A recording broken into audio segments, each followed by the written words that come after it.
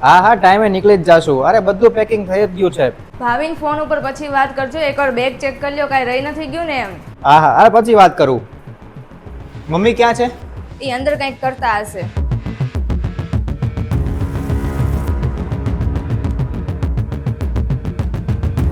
હાલે ભાવિન, શું છે આમાં? કેરીનું અથાણું છે, તને ભાવે છે ને?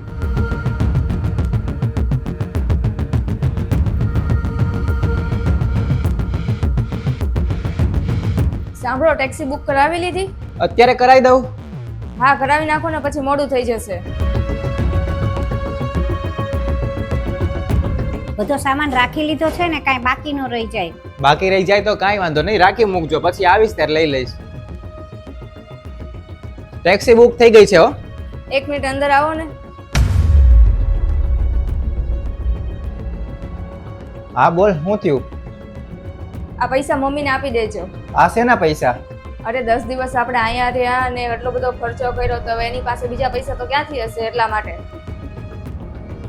આપી દેજો.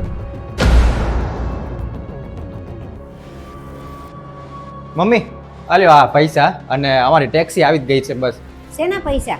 જો મમ્મી, અમે અલગ થઈ ગયા અને 5 વર્ષ થઈ ગયા, અને ભાવિનને એને કામ હતું એટલે એને આવવાનું થયું. મેં તો એને કીધું હતું કે હોટલ લઈ લે, પણ એ કે ના ના, મારું ઘર ત્યાં છે તો હું અહીંયા જ રોકાઈ જાઉં એમ.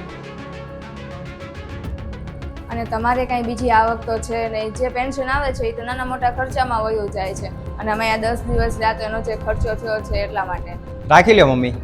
એ હિસાબે તો તારે વધારે પૈસા દેવા જોઈએ.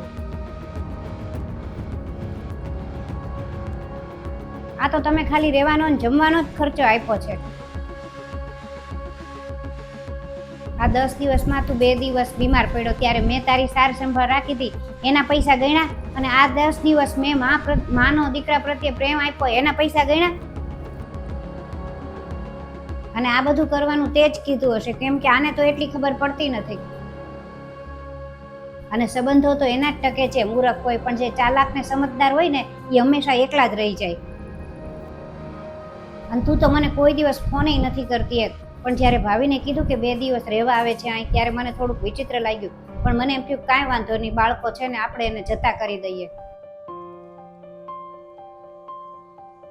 પણ આજે જે તે કર્યું છે ને એ બહુ જ ખરાબ કર્યું છે.